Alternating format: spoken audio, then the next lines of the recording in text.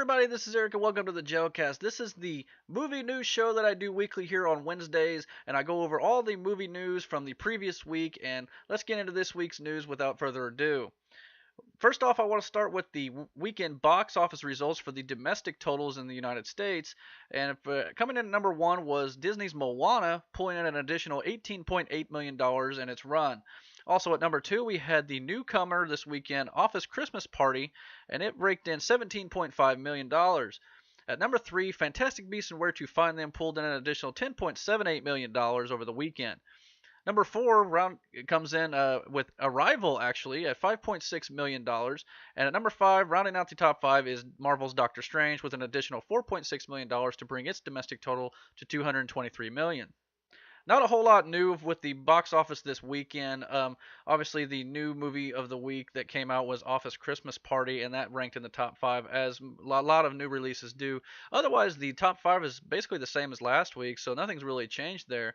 And for Doctor Strange, if y'all have not seen my review of Doctor Strange, you can check that out here on the Gelcast on YouTube. You can find it right underneath the movie review portions of the channel. I tell you though, I picked a really good week to start a podcast, depending on how you look at it. For what, I had a whole lot to talk about because there was 6 new movie trailers that came out last week, and it gave me a lot of stuff to do here to kind of get my feet wet, so to speak. I don't know if it was the holiday season or the new Star Wars movie coming out that kind of got all these movie studios saying, hey, we're going to drop all of our movie trailers real quick just to kind of give y'all an idea what's coming out over the next year. But it definitely gave me a lot to do. It kind of kept me busy, that's for sure. And it was really good to start a podcast on, as a matter of fact. I think I did get a lot of hits. So I'm going to be titling this section Trailer-palooza, since we've had 6 trailers, actually about 9 trailers over the last week and a half alone. But just so you know, all the trailers that I'm about ready to talk about here, I have put up trailer reaction videos to all of them on the Gelcast as well here on YouTube, so make sure you check those out as well. The first trailer I want to talk about is the new 50 Shades Darker trailer that came out with a new poster as well. I thought this trailer was very interesting. It definitely showed Christian and Anna Steele's relationships. They're trying to reconcile after the first film, and obviously there's going to be certain things that come up from Christian's past that's going to affect their future and may even tear them apart. Yeah, I was I said during my my trailer reaction to this that I was probably not going to do a review on this movie because it's really not something that I would be into totally. But after seeing the response to the trailer reaction, I've got more hits on that trailer reaction for 50 Shades Darker than I have on any other video on this YouTube channel. So you guys are going to force me to see this, aren't you? So I may end up having to do a review on that as well. I haven't decided yet, but come February, I'll let you guys know what I decide to do on that. The next trailer that came out was the Circle trailer starring Tom Hanks and Emma Watson and John Boyega. This really caught my attention last week, mainly because of the cast that was involved with it. It looks like it's going to be a movie that kind of is like an evil Google, so to speak, where they've got surveillance and they're invading people's privacy, and Emma Watson is going to be the new employee that begins to work there and starts to realize, what kind of mess she's got caught up in. It just seems like a little bit of a thriller to some degree, and I'm very intrigued to see what this film does. The new Baywatch trailer was released with Dwayne "The Rock" Johnson and Zac Efron, and I tell you can clearly tell this film is going to be a rated R comedy. The TV series was definitely not rated R at all. A few of the jokes in the trailer really worked for me. I love the line about how Zac Efron had a high pitched voice, and Dwayne was like, your balls sound like 3-year-old girls or something like that. There was even a comment about how the Baywatch girls like to run down the beach and things like that, real in slow motion, and it was a nice little callback to the series, and I'm looking forward to it. I'm not completely sold on it yet. They're going to have to do a little bit of work to sell me on it, but I am looking forward to see what they do. And like I said in my trailer reaction, I'm a big Dwayne "The Rock" Johnson fan, and I can't wait to watch it. A new trailer for War for the Planet of the Apes was released, as well as a new poster for the film starring Andy Serkis and Woody Harrelson. This one is really intriguing to me because I like the new rebooted series of Planet of the Apes with Caesar, and that started out with James Franco, and then the second film with Jason Clarke. Caesar has always been one to not want to get involved with a war when it comes to humans. He does care about humans just from his upraising when he was younger, and he doesn't want to lose apes on his side of things as well. He wants to have peace. So when he's going to be forced to fight in this film, I'm very intrigued by that, to see how his character development evolves over the third film in the series, because he's already evolved from the very beginning anyway. From his he kind of had a, I wouldn't call it hatred toward humans right away. He didn't like the way that apes were treated, but he also has love for them as well because of his, James Franco caring for him in that first film. So he had to deal with a lot of dissension in his own ranks from the ape side of things with Koba, and Koba obviously is not going to be in this third film. He was killed in the second one, so obviously the political side of it from the apes' perspective is not going to be in this film. So it's going to be straight up man versus ape, and I can't wait to see this one. On Sunday night, the new Fate of the Furious trailer was released, and I got to tell you, this one kind of caught me by surprise because in this trailer they kind of give away a little bit of this plot twist to some degree, obviously, because they show Dominic Toretto, or Vin Diesel's character, turning on his family that he's had from the very beginning of this series. And as we all know from watching the series, he is very close knit to his family, and turning on his family is like something he just would not do. So the Charlize Theron character, as I said in my trailer reaction, must have something over his head to make him do these things. The first thing that came to my mind after thinking about it a little bit more beyond the trailer reaction that I did was that maybe he's got Paul Walker, his character, so to speak, Brian O'Connor, because we know Paul's not going to be in this film, unfortunately, due to the tragic death in 2013. But perhaps maybe in story, though, perhaps Charlize Theron has Brian O'Connor and Mia and their two kids, because Mia was pregnant at the end of Fast and Furious 7.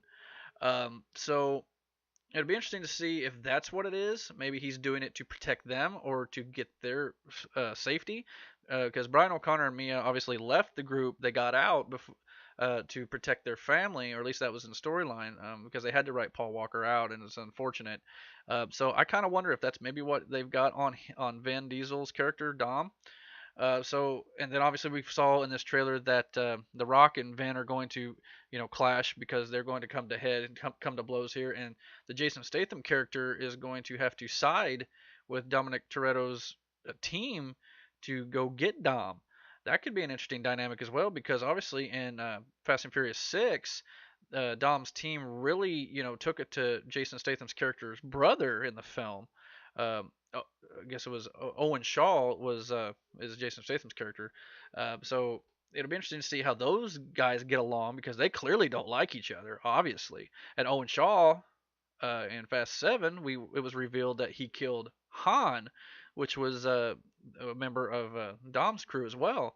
So there's going to be some personal animosity there, and they're not going to get along as well. So this film has got a lot of complex themes running through it, and it's going to be interesting to see how they tie it all together with all these different personalities.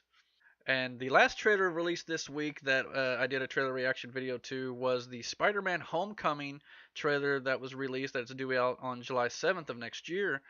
Yeah, Tom Holland looks great in this film. Marvel looks like they've really brought Spider-Man back home where he belongs.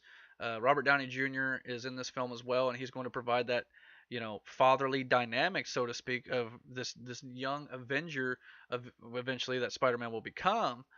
This trailer definitely had the feel of a John Hughes film, and Marvel's already said they want this to kind of be a comedy film to some level here because that's what Spider-Man is. He deals with his fears with his humor. Michael Keaton looked great in this trailer as well. I mean, it's just crazy to think about how he's gone from Batman to Birdman to now the Vulture, and they're all, just kind of in that same realm of comic book, slash bird-like characters, and it's just awesome to see Michael Keaton have this resurrection in his career after he had a few years there where he just, really didn't put out a whole lot of, quality films. Overall, the comedy beats in the trailer really hit where, Peter Parker is gawking at a girl at school asking if, she wore that skirt and sweater before. And then, of course, you got Zendaya's character, who everybody thought was going to be like Mary Jane or something in this film. Didn't have any makeup on or anything like that. Didn't look like she was going to be, any major character at all. Just kind of look at him and be like, no, you guys are losers. It's just kind of an interesting thing that they threw in that trailer to kind of tell fans, like, hey, well, calm down. Just because we cast somebody does not mean you got to freak out about it because that's what the internet does. They see one piece of news and they just go nuts over it, and it's really absurd when you think about it. I mean, just wait and see what the movie brings. And once they do that, then you can judge the film based on what they give you. But just because you see someone's cast in a movie, maybe you don't know what their plans are. Everybody just needs to calm down and chill. And in this case, obviously, it looks like it's going to work out for them. But yeah, Spider-Man: Homecoming is on my one of my most anticipated movies of 2017 list. Probably right up there with Guardians of the Galaxy, Wonder Woman, obviously Star Wars Episode 8 for me, and Justice League probably. All those films, obviously I'm a big Marvel Comics fan. I'm a big DC Comics fan. Love the Star Wars films. Those are my three main loves in the film genre. Well, speaking of Spider-Man, Sony and Marvel has set a release date for the new confirmed Spider-Man Homecoming sequel, and that will be coming to theaters on July 5th, 2019. Sony has also posted the release date for Bad Boys 4 for May 24th, 2019. Bad Boys 3, which will be entitled Bad Boys for Life, is still set for release on January 12th, 2018. So obviously, this news that Spider-Man: Homecoming will be getting a sequel already bodes well for the Spider-Man: Homecoming film coming out this next year, because that shows that Marvel and Sony have complete confidence and they love what they see so far. So whatever compromise that Marvel and Sony have put together. Is actually going to work for them from the sounds of it. Otherwise, they wouldn't have announced a sequel until seeing what Spider-Man: Homecoming does at the box office first. As for Bad Boys 4, I kind of wonder maybe if Bad Boys is jumping the gun a little bit here. It has been a while since Bad Boys 2 was released, so maybe waiting to see what Bad Boys for Life, Bad Boys 3 does first would be a good idea, but also setting aside a release date for May of 2019 shows that they are confident in where they're going as well. To put that right there in the summer release schedule, that puts Bad Boys 4 going head to head with the Minecraft movie right now, and tentatively, Star Wars Episode 9 is scheduled for that exact same date. Now, I believe Star Wars probably won't keep that date. It'll probably either be moved to December or it may stay in May. I don't know. But usually May for Disney is a Marvel date. So I could see them doing that. It may even be, actually, I believe that year there's another untitled Avengers film. So I don't see Star Wars staying there, so I would say that the Bad Boys 4 date was probably good because going up against Minecraft, that's two different genres, so to speak, and two different audience dynamics or two audience demographics, I should say, that they're going for. So that could pan out very well, actually. So I think that it's probably a good move to space Bad Boys 3 and 4 about a year and a half apart, and you can maybe even film them back to back, really. So I'm looking forward to it. I like the Bad Boys series, and we'll see how they do the other two. A new poster for the new Power Rangers movie with the Zords that the Power Rangers will be using has been posted online. And I gotta tell you, this trailer doesn't really excite me too much. I'm starting to get a little concerned about the Power Rangers movie. The Zords in this poster, they really don't show a whole lot anyway. They're all covered in fog and clouds and things like that. They do show the saber-toothed tiger and a little bit of the T-Rex there. You can see that for the Red Ranger. But there's really not a whole lot to these. They don't really look like the Zords, obviously from the series that I grew up on. It just seems like they're just a slick design. They look like Transformers to me. And this movie screams like Michael Bay Transformers type thing for me as well. I'm starting to get a little nervous. I don't know. Obviously we've not seen enough of this film to really judge it or anything like that. But it just looks very. They're obviously trying to capitalize on the superhero craze a little bit here because the suits look very, Iron Man-esque, so to speak. So I don't know how this movie's going to play out, but I am going to give it a watch, and I hope that I've also heard rumblings that the studio has not been super high on this film either, so I kind of wonder if there's some trouble behind the scenes. So I'm holding out hope that they correct all the issues before their March release date, and Go Power Rangers will be, just as fun as I remember them to be as a kid. Speaking of Transformers, there was a new poster release for the new Transformers: The Last Night movie that is coming out this year, and it's an interesting poster. It's kind of got a Dark Knight feel to it, which also is going to get into our next story here a little bit. But the Transformers poster has the lone figure standing in the middle, looking at the camera. And if you've seen the old Dark Knight posters with the Joker or Batman Begins with Batman kind of the one figure in the middle of the poster there. So I mean these posters have been successful in the past, and they're just really playing on that dynamic. Speaking of Christopher Nolan-esque posters, the new Dunkirk poster has been released online, and it has a very Inception, Dark Knight poster look to it as well, with the one figure in the middle, or of course in this case they're facing away from the audience. It kind of calls back to those old posters from those previous series as well. To be totally honest, I don't know a whole lot about this film. Christopher Nolan has always really, you know, keeps all his plot details close to the vest when it comes to his films. So obviously, I'm looking forward to this film just because the Christopher Nolan name in of itself, just because of his reputation with all those other films I just mentioned. But yeah, other than that, I really don't know much about the Dunkirk evacuation. Obviously, I know some things about World War II and things like that. But since this is based on a true story, it'll be interesting to see how he brings that to film. There's a report that came out earlier this week that Supreme Leader Snoke from the Star Wars The Force Awakens film in Star Wars Episode 8 that it will be a practical effect character. Obviously, in The Force Awakens, he was CGI up on his huge throne and his hologram. But reports are now saying that there may be like a 7 to 8 man crew that is going to bring the character to life in Episode 8, and that kind of calls back to the old, Jabba the Hutt from Return of the Jedi, where they had about, I think three to four people inside Jabba the Hutt making him work with mechanics and robotics. So it'll be interesting to see how they pull that off with a 7 to 8 to 9 foot character from The Force Awakens. Now, if he's only like 7 to 8 feet, I don't understand why you would need, 7 to 8 to 9 people making work to come to life. I mean, obviously you can just get like a Chewbacca-sized guy to wear a suit, I would think, and that would make it much easier to pull off. But anyway, that's the report going around right now, and I think it could be very interesting to see. Obviously, the buzz around Episode 7 was the fact that the crew was going back to using practical effects and trying to shy away a bit from the CGI heavy prequel, so to speak. So the fact that they were going to use a practical puppet for Snoke now is very intriguing. Obviously, if they were going to do that, I don't see why they just didn't do that for Episode 7, because that was one of the few characters in the film that was CGI.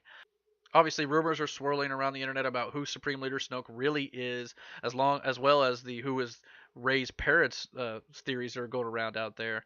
I don't know who Snoke's going to be. From what I understand, Snoke's supposed to be a brand new character, and if that's the case, that's perfectly fine. Not every character has to be related to somebody else in the Star Wars universe. That is perfectly fine to do it that way, because when you start doing that, you make the universe smaller, and the galaxy is a huge place. You don't need to have everybody related to somebody in this film. Obviously, the film follows the Skywalker storyline as well, but that's okay. That's one storyline, and we're obviously going to get spin-off films with Rogue One and Han Solo standalone film coming out in a few years. So we don't always have to have everything interconnected so close together. It's a big world out there, worlds out there technically, and we could just go from there. The movie monster in the Universal's reboot of The Mummy is already drastically different than any previous incarnation, because this is the first time the undead terror has been played by a woman. Sophia Butella is the monster at the center of the movie. However, the original plan wasn't going to be all that innovative, but thanks to a decision made by the X-Men franchise, the entire design of the Mummy was changed. Director Alex Kurtzman sat down for a recent interview and revealed how X-Men changed the Mummy design, saying that the original design for the monster was a male. There was a moment when I had sort of rendered a design that I liked for a male version of the mummy, Alex goes on to say, and in that version of the mummy had been born with a skin pigmentation and at the time would have made him really sort of an outcast. And I thought it was an interesting backstory because it began to tell the story of someone who had been bullied, which I found topical. I was reaching for a way to make the mummy a character who was relatable, understandable, and that spoke to issues that we're dealing with now. That sounds rather similar to the thematic elements of the X-Men, but that's not actually why the design was changed. In fact, it was actually more of an aesthetic decision more than anything else. He goes on to say, I was going down that road and then I saw the end of Days of Future Past, and they had the character that Oscar Isaac wound up playing, and it was, I kid you not, the exact same design. And I was like, oh man, that is not good. And actually, it was the catalyst. It was the moment of saying, okay, not only is this not going to be different enough, but Bryan Singer just did it with X-Men, and I definitely don't want to go down that road. I had that voice in my head for some time to make it a woman, and that was the moment where the minute I saw the post-credit scene, I went like, well, we have to start over. I don't want to mess around even remotely with anything that feels familiar or feels like it's been done before. So having a woman take on the role of the mummy is one of the things that makes the horror action adventure movie look more enticing than it otherwise might be. So this decision was clearly for the best. It remains to be seen if the movie itself will bring anything else fresh to the table that makes the movie worth seeing, or if it will just be another reboot that doesn't warrant our time. I personally think the Mummy movie is going to be pretty good. Obviously, the trailer with Tom Cruise came out last week, which you can find a trailer reaction for as well on my YouTube channel. And I think the way they split the eyes in the Mummy was really cool, and it was very innovative as well. And I like the design that I saw. So I love the fact that they went with something different here. The obviously in Sabanur or Apocalypse in the X-Men Apocalypse film does have a mummy vibe to it, being it was in ancient Egypt and things. He wore these robes and ancient designs and things like that. So I'm glad they went with a different route. After steering the DC Extended Universe's ship since Man of Steel, Zack Snyder is taking a break from superheroes and will pursue production on a new war thriller called The Last Photograph in between the Justice League and its untitled sequel Justice League 2. Replacing the latter in DC's schedule will be Ben Affleck's yet untitled Batman movie. Zack Snyder's Man of Steel in 2013 was the first in the new DC Cinematic Universe, and while it earned more than $668 million globally, it received only lukewarm reviews. This year's Batman vs. Superman fared somewhat worse, grossing more than $800 million, but was pummeled by critics and fans for its relentless nightmare tone. After Batman vs. Superman, Snyder's position as lead DCEU architect was diminished, and probably for good reason. Replacing him were Ben Affleck, producer John Berg, and Jeff Johns, a veteran comics writer who became a producer on Arrow and The Flash.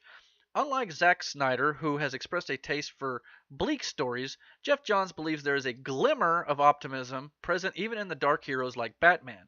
While Zack Snyder focused largely on Superman in his films, Jeff Johns told Inverse his favorite DC hero by far is the Flash, partly because he's an optimist.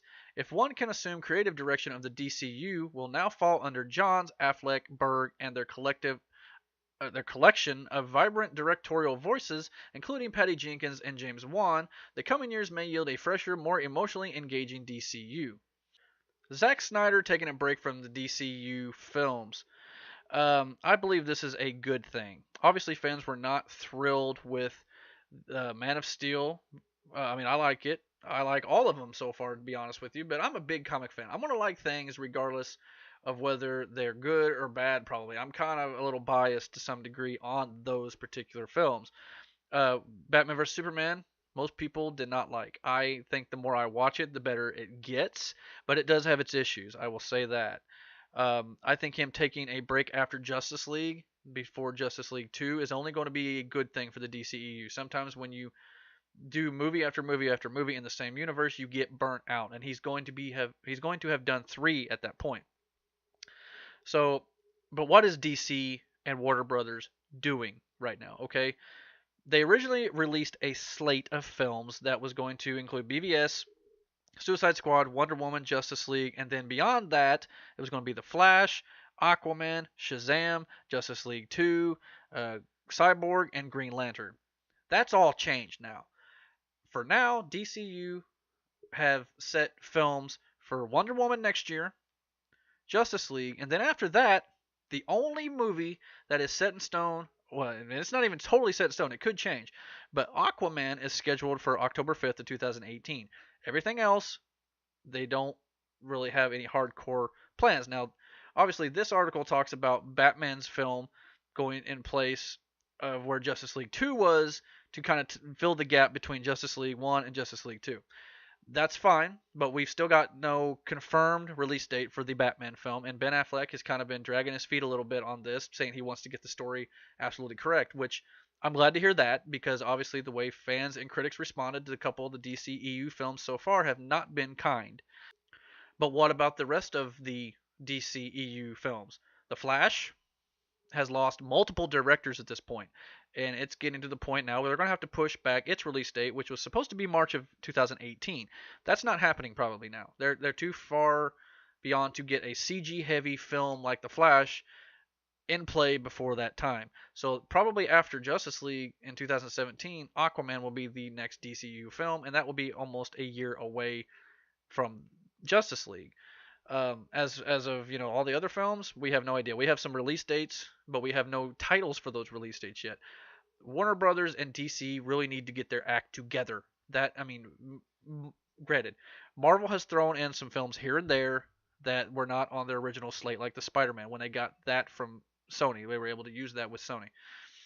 But DC, they saw the reaction for Batman vs Superman and Suicide Squad, and I believe they panicked. I believe they are very reactionary to the criticisms they have been getting from those films, and that's not. I mean, there's a point where you want to listen to your fans, but there's also a point where you need to have a plan and stick to that plan. Kevin Feige has had people come up to him all the time, the head of Marvel. Kevin Feige has had people come up to him all the time saying, "Well, where's the Black Widow movie or a movie like about Vision or something like that?" And Kevin Feige always says, "Well, we have a plan that we're sticking to right now. It's working, and we're going to go with that." And maybe eventually down the road, when they can find a way to fit it in their current story that they want to tell, then they will do a Black Widow movie or something to that effect. But DC is just kind of, they're throwing, oh, well, Harley Quinn was good in Suicide Squad. Everybody loved her. Let's make a movie about her. Why don't we go with a movie and a story that works, and then once you get that set in stone, then you can start worrying about branching out to other things. On Monday, Aquaman director James Wan confirmed a report by Deadline that actor Patrick Wilson will play Ocean Master, also known as Orm, in the 2018 film Aquaman. So, as much as I just said that, DC doesn't really have their plans already in a row, Aquaman is proceeding normally, and after Wonder Woman and Justice League, Aquaman is next on the docket, I believe. And it's nice to see that they are going to go ahead and put actors in place for this film. We've already got Jason Momoa and a few others as well. So this film is proceeding as planned, and I'm glad to see that. Patrick Wilson began his career on Broadway and is a two-time Tony nominee and also has Golden Globe and Emmy nominations. He's appeared in 4 horror movies directed by Aquaman director James Wan: Insidious, Insidious Chapter 2, The Conjuring, and The Conjuring 2. Entertainment Weekly this week has released new plot details for the new Pixar film Coco that releases in 2017. And it states Coco follows the secret musical ambitions of Miguel, who resides in a lively, loud Mexican village but comes from a family of shoemakers that may be the town's only music hating household.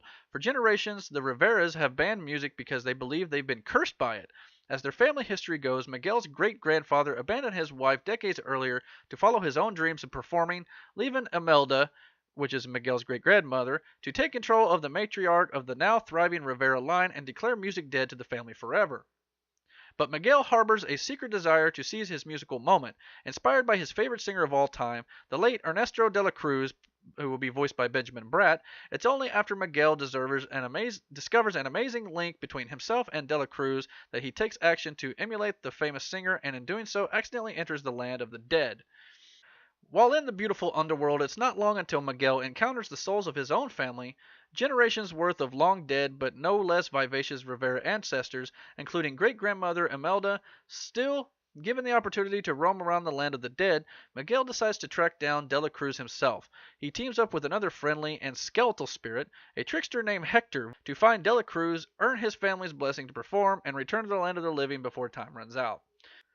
Obviously, right away, this plot synopsis doesn't sound like anything spectacular to me personally, but we all know Pixar's track record when it comes to these films, and I trust Pixar to make a good, well-rounded story with beautiful animation, and they've really not.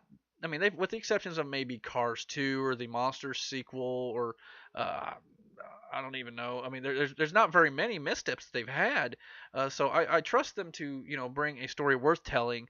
And usually when it's an original idea and not a sequel, they do their best work. Now, obviously, some of their sequels, like the Toy Story sequels, have been incredible, and the Incredibles as well have been incredible. But yeah, so Coco sounds like an intriguing story. We'll see how they do it, and obviously it'll be a good family movie that'll come out around Thanksgiving of next year. When Deadpool 2 hit a bit of a hiccup a few months ago when director Tim Miller, who helmed the first film to a whopping $782 million worldwide box office, dropped out over creative differences with Ryan Reynolds. It appears things are now back on track, however. Recently, John Wick co-director David Leitch was hired to take the helm of the follow-up, and development now continues with an eye towards starting production in the first half of 2017. But what you won't see in Deadpool 2 is the bigger, better motto that dictates so many Hollywood sequels nowadays. Speaking with Entertainment Weekly, producer Simon Kinberg explained that, in fact, Deadpool 2 aims to maintain the exact scale of the first film. He says, the goal for us when we sat down and started talking about it was it needs to be as provocative and startling as the first film, which means it can't just be a continuation of the first film.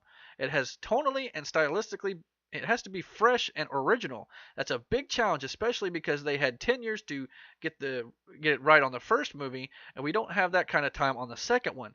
That's the biggest mandate going into on the second film, to not make it bigger. We have to resist the temptation to make it bigger in scale and scope, which is normally what you do when you have a surprise hit movie like this. But actually, you want to stay true to the tenets of its tone and the style and the humor that make it so special. It's not the explosions and the special effects.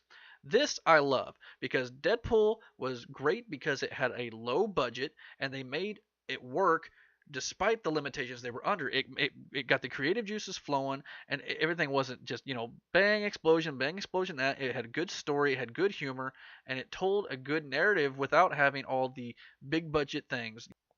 You don't have to make a movie for $200 million to see a return on your investment. A lot of movies do that. I mean, obviously Star Wars is a big CGI movie that needs all the special effects, and your Marvel films have like budgets of $150 million plus marketing and things like that. But for a movie like Deadpool, it's a little more grounded to some degree, and you don't need all that excess, CGI. Yes, you're going to need some CGI in it as well. But Deadpool can make things work because he obviously breaks the fourth wall and talks to the audience. And that sort of thing helps when it comes to a small budget. I mean, let's put this into perspective. Movies that were made for $200 million sometimes will break even or will sometimes surpass it if it's like a big budget film or whatnot. But Deadpool, the original first Deadpool film, was made for $58 million. And it grossed $782 million worldwide. That is a smash hit, ladies and gentlemen. They did it for peanuts. They don't need to have this huge budget. That's just all there is to it. It can be successful without all the jazz of let's just throw all the money around in the world because it was a good movie. No. Just keep it simple, make it easy, and I'll tell you what, we'll all go see it and we'll pay our popcorn and our sodas and our tickets and we'll all go make it a big box office success. All right, everybody, it's time for what's opening this week in theaters. Not a whole lot, just this little movie called Rogue One, A Star Wars Story. Yes, this is a big one, ladies and gentlemen. I am very much looking forward to this film. I am a huge Star Wars fan, so this has been one I've been anticipating since The Force Awakens come out, since it was announced that it was coming out, to be honest with you. And this movie follows the formation of the rebellion. And after the formation of the Galactic Empire, this rebel alliance recruits Jyn Erso, played by Felicity Jones, to work with a team including Cassian Andor, played by Diego Luna, to steal the design schematics of the Empire's new superweapon, the Death Star. Early reaction to this film since it was premiered on Saturday night in Hollywood has been overwhelmingly positive. There's been a few little minor squabbles with it. I'm not going to get into it here because I don't want to ruin anything. But yeah, for the most part, everybody's saying it's awesome, it's great, it ties in well with Episode 4, it's everything Star Wars fans are wanting. I even heard one review say it is just as good as Empire Strikes Back, which is very, very high praise, which a lot of people put Empire as their favorite movie of all time. So for that to be even in the conversation of like the top 3 or 4 best Star Wars films ever is a good sign. Keep your eyes open right here on to the Gelcast. I will be doing a Rogue One, a Star Wars Story review that goes online this weekend, and I hope you will check that out. I will be doing a non-spoiler review as well as a spoiler review in the same video, and I'll give you a warning before I get into any spoilers, so feel free to watch that video if you've not seen the film yet. Well, that'll just about do it for me, everybody. If you like this video, please find me on YouTube at the Gelcast. You can also subscribe to me there, as well as comment and like on my videos. Also find me on Facebook at facebook.com/Gelcast, and you can find me on Twitter at EricGel. Thank you for watching this video again, and as always, God bless.